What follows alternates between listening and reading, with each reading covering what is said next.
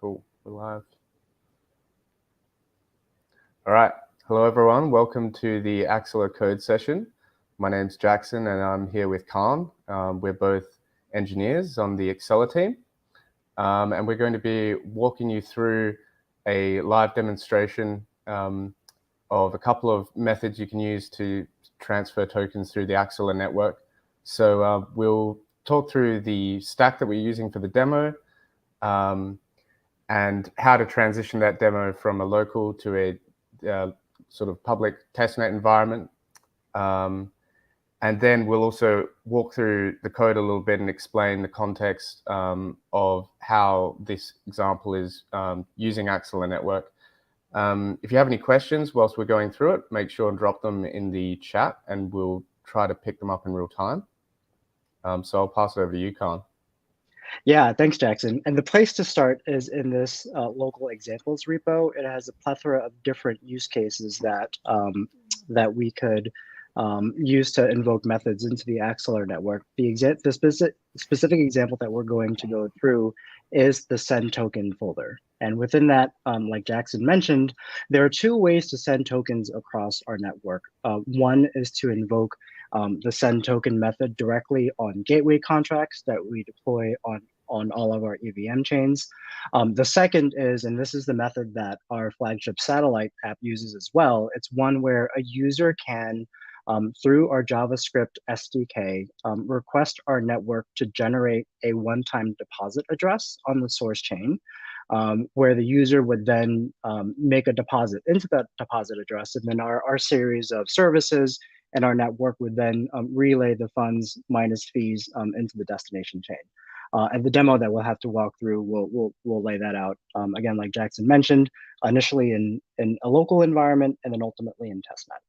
So again, the repo that we want to look at is this Axelar local GMP examples. So let's go ahead and clone that onto our local machines. And it's a public repo, so if you guys want to follow along as we're going through this demo, feel free to do so as well. So let's clone it.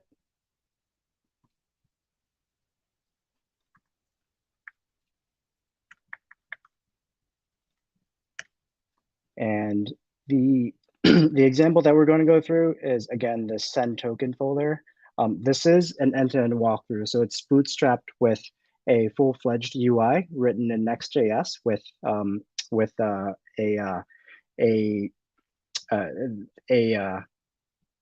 styling library that we use to support that as well, called Daisy UI. And for the JavaScript invocations for each of send token and the deposit address method, we'll kind of walk through.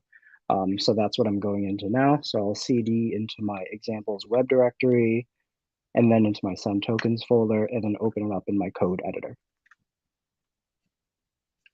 So the very first thing we'll do is, let me maximize this so it's all viewable, and increase the resolution as well. If we go to the README, you can actually get this up and running in 3 simple steps, right? The first is to copy over environment variables that we have instantiated from an example that we have set up for you into an actual env file.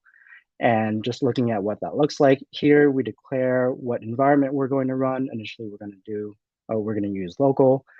Here's this private key that we're going to use both locally and in testnet. This private key corresponds to an address that we actually set up across all of our EVM testnets, and we funded them with requisite funds in both native token and some of our test tokens that we use throughout these networks. So as you go through this, feel free to use that private key as well. So again, going back to the README, and let me open up a terminal in this editor.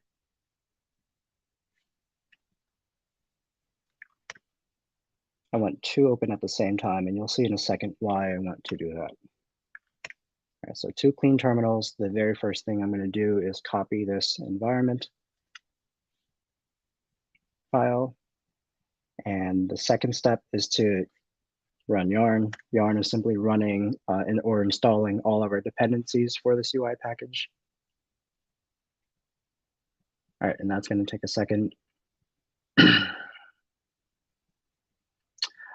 To run our local environment, there's this command here, right? And this is a script that you can look at in your own time, but it points to a package JSON script, which then runs the requisite run script in the scripts directory. So you can take a look at that. But what we're looking to do here is in a parallel terminal, run our simulated, not that one, run our simulated local environment. So it takes each of the EVM chains that we support, and it runs them on 5 parallel ports on our machine. So when I ran that, you see a few things happen here, right? So for Avalanche, we deployed our helper smart contracts on those chains, which include the gateway contract on Avalanche, the gas receiver contract on Avalanche, and the test tokens that we're going to be playing with locally. So we're going to have that running in the background. So Canh, this demo, is it running a test Ganache chain in the background? Yeah, that's effectively it. It's running local instances of each of these chains. So I would view it effectively as that. And we're running it for, you can configure what chains you want to run. In this example, we're running it for Avalanche and for Moonbeam. Sounds good. So with that out of the way, now all we have to do is start the UI, which I can simply do by running yarn dev. And that would spin up my application on port 3000. So going back to my browser and opening that up. Let's pull it out.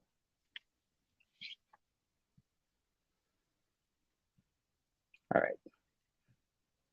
So here's the demo for it. This may be familiar to you, or at least the look and feel of this may be familiar if you guys joined our session from a couple of weeks ago. But here we're showing, again, 2 different ways of sending tokens across chains, right? So let's go ahead and start with the direct invocation of send token on the gateway contract on Avalanche, right? So you see here initially that private key that I referenced in my local environment has 10 million USDC. So the fields that I will input are what my recipient address is on Moonbeam, setting my amount to send. I'm just going to say, let's send 1 million. Hit send, and because this is local, it'll happen nearly instantaneously. So you see on Moonbeam, my receiver has just under 1 million of these USDCs in that account. Now, there was a fee that was deducted from that, and for token transfers, that's what we do. It's actually calculated as a function of the source chain that you specify, the destination chain that you specify, and the asset that you specify. We have an API query for that, which I can show you when we do a code walkthrough. But in this local example, you see that of the 1 million that we sent, we're deducted 1, and we're sending 999,000 roughly, right? So that's the gateway send example. Let me refresh this screen. I'll just do a hard refresh and toggle over to the deposit address method. So here, I'm going to set my recipient, and I'm going to send, say, another 1 million. Hit send, and it's the same transfer fee with the same net amount. And so on the Moonbeam side, we'll see we're left with just shy of 2 million USDC. So now we can get to the interesting part. Once we're done with our local environment, we can actually run all of this in testnet with one simple change in our code. So let me toggle back over to that screen. Let's stop this local environment. And in the env file, the only change in going from local to testnet is changing the word local to testnet. It's as simple as that. And then rerunning our UI. Right, so this would be running our local UI, but actually pointing our RPC endpoints to deployed to our deployed code in Avalanche and Moonbeam in this case. So let me refresh this again. So you see here that on Avalanche, my deployer key has not the 10 million, but just over 100 of USDC that we have. So we're doing this exercise again, and there's a reason we're repeating this. There's some analytics that I want to show you that'll come up here after we initiate the send button. So let's send 5 to that same destination address using our gateway send method. It'll take a second for this status link to come up, but once that does, we'll click into it and I'll show you what we're looking at. So the transfer fee you see in this case, it's not the one that we saw in our local, but instead it's 0.2 of a USDC, with the net amount being 4.8 USDC that we'll then send over to Moonbeam.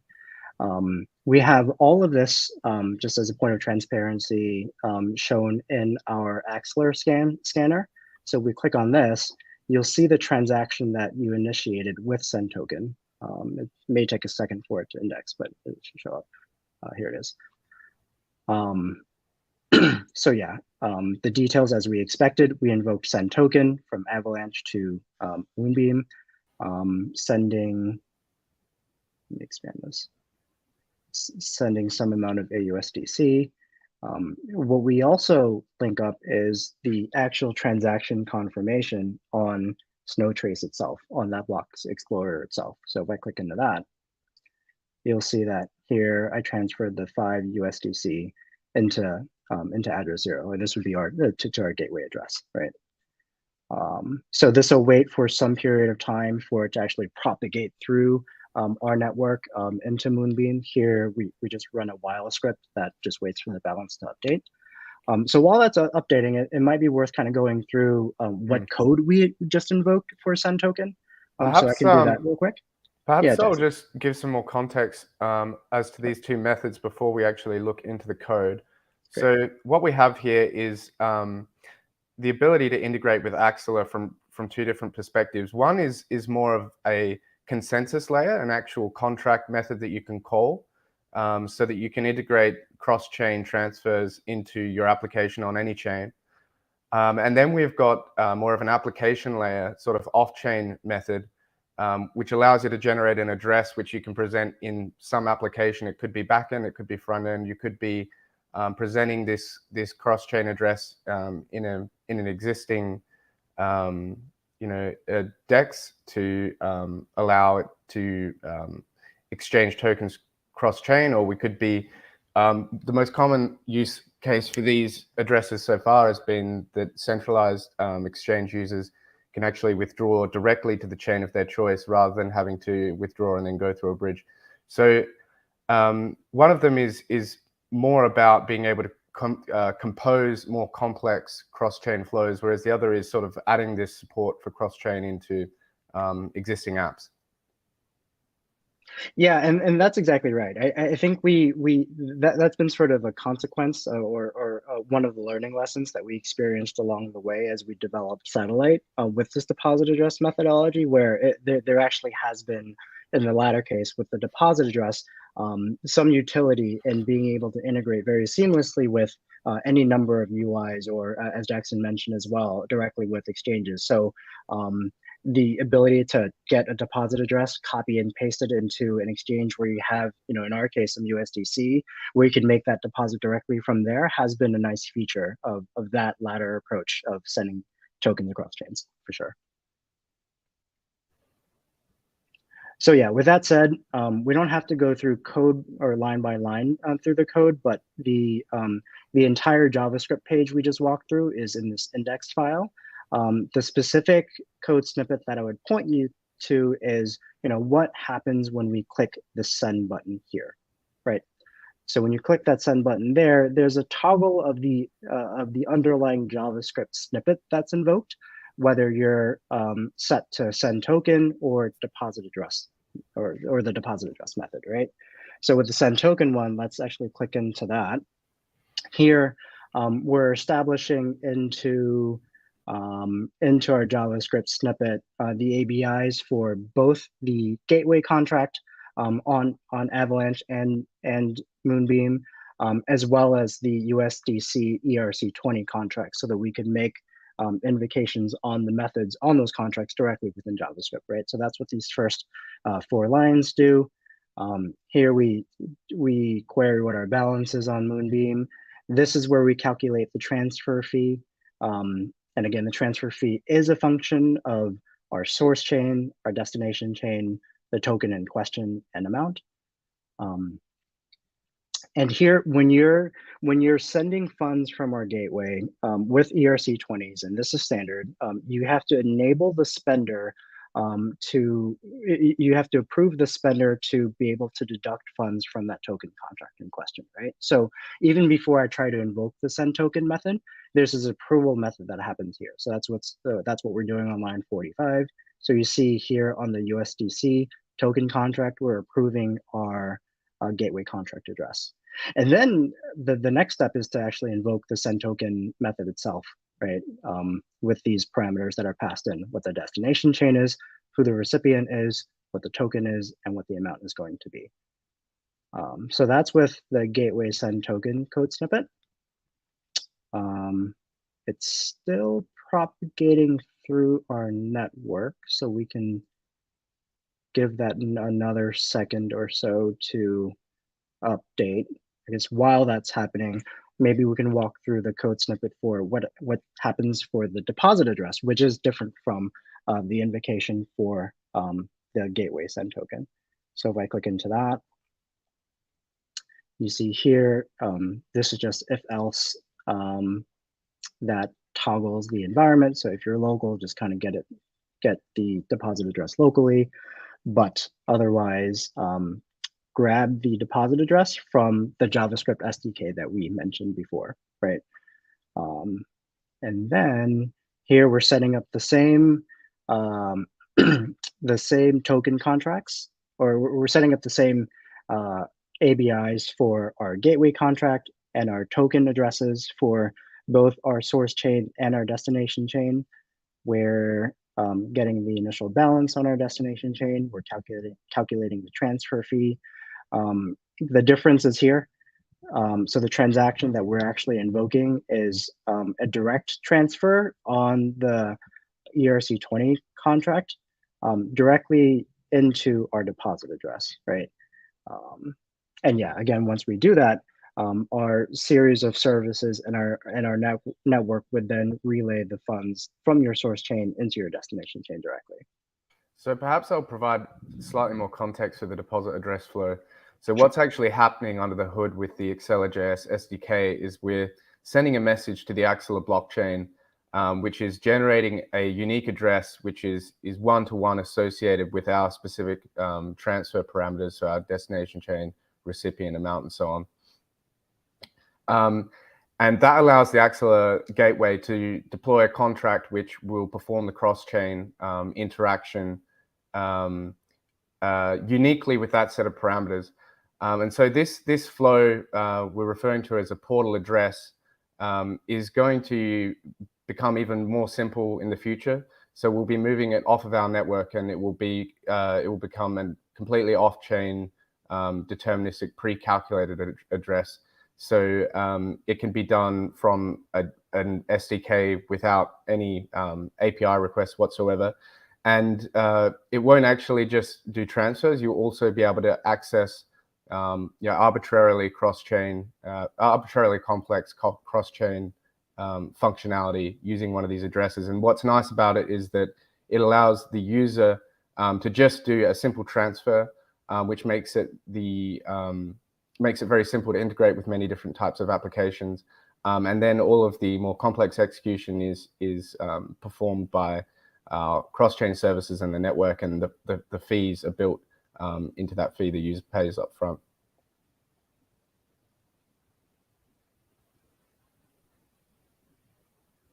So I guess for the sake of momentum here, let's go ahead and the curse of having a live demo, I suppose. It normally doesn't take this long, but let's go ahead and walk through the deposit address method as well. It'll largely be the same, but the block scanner information that we'll want to show will present slightly different information from the Axelar scan info that you see here for the send token methodology. So if it's all right, let's go ahead and just refresh this. And as we did before, let's set our recipient on Moonbeam. You see that on Moonbeam, I have roughly 63 USDC. Let's send more this time. Let's send something like 50.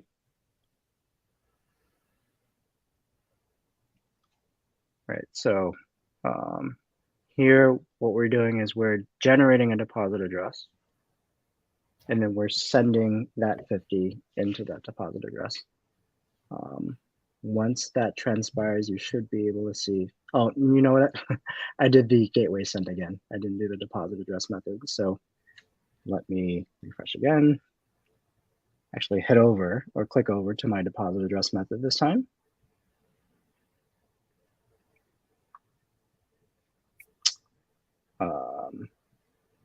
Let me do a different receiver other than this one that I've been copying and pasted, right? So let me just grab another recipient separately. Give me one moment.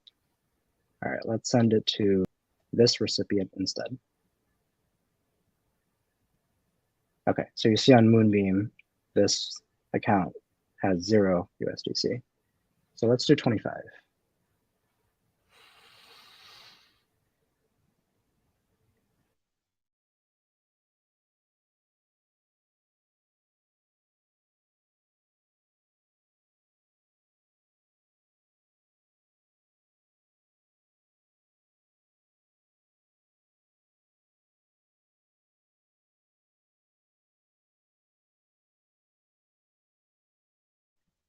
All right, so you see we logged here what our deposit address was. So that's where the 25 is going to go.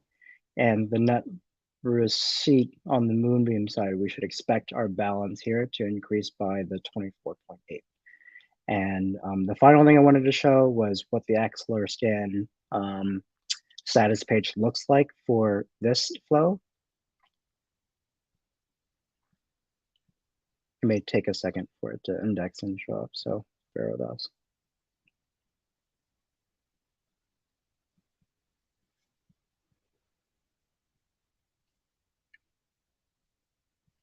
Any minute now.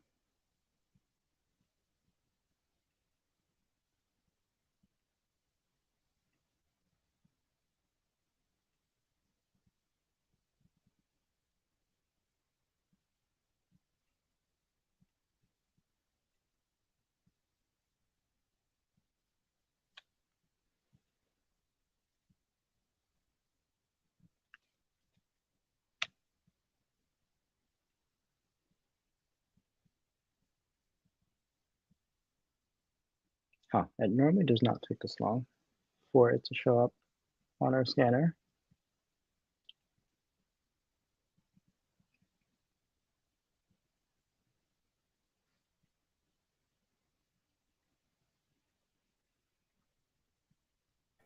So it looks like we're having an issue with Axelar scan. So maybe, Khan, we should just go to the transfers page and see if we can see another transfer.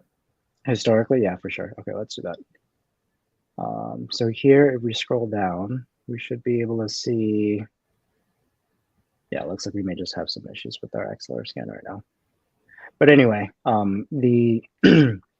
what I was going to show you was for deposit address transfers, they're all listed here in this transfers tab, whereas the transfers that you would send directly with send token are here. That's just sort of how we have it bifurcated right now. All right, so final thing I want to show is we don't just support USDC, we support other tokens as well. And we have a list of all of that in our docs. So just kind of re-advertising our docs. We did revamp our developer section and made it relatively easy for you to spin up your own applications as well, starting with a simple hello world and then going into more details around some ancillary services that we have. But the list of token contracts that we support on our networks, testnet and mainnet, are all under this contract addresses directory here.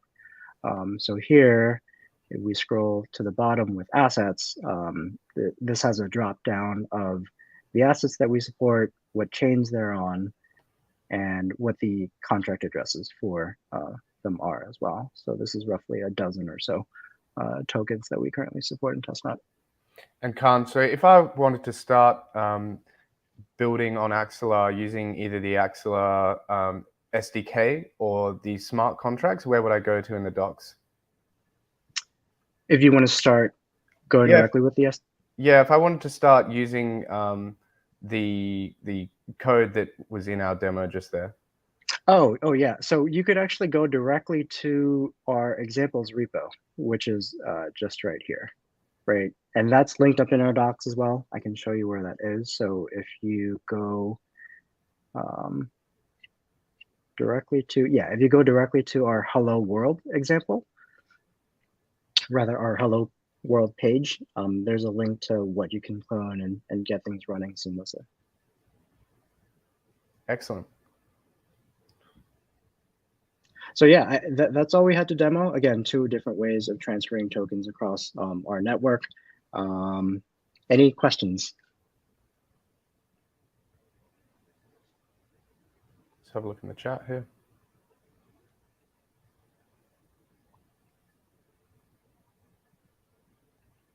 Okay, if we're not seeing any questions come in, I think we can wrap up.